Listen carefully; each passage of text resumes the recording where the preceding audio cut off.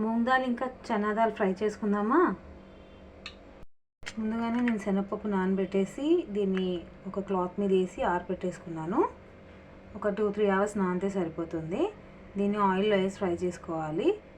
Medium ఫ్లేమ్లో పెట్టుకొని fry చేసుకోవాలి. క్రిస్పీ అయ్యేదాకా ఫ్రై చేసుకోవాలి.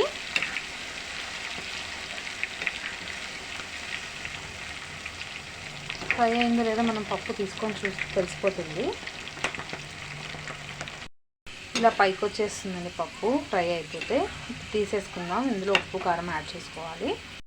అలానే పెసరపప్పు కూడా నేను సోక్ చేసుకొని పక్కన క్లాత్లో వేసుకొని డ్రై చేసేసుకున్నాను.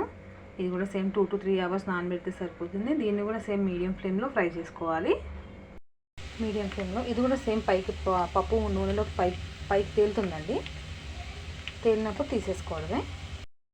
సాల్ట్ ఇంకా కారం యాడ్ చేసుకొని మిక్స్ చేసేసుకోవాలి వేడిగా ఉన్నప్పుడే. అప్పుడే దీనికి ఉప్పు అనేది పడుతుంది.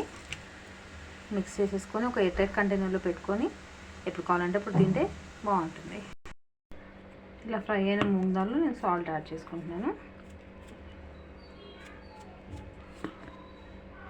ఇంతేనండి, ఈజీగా ఇలా చేసేసుకోవచ్చు. బయట నుంచి కొనే కన్నా కూడా ఇలా ఇంట్లో చేసుకుంటే బాగుంటుంది అండ్ హెల్తీగా కూడా ఉంటుంది. ట్రై చేసి ఎలా వచ్చినాయో చెప్పండి. Thank you. బాయ్.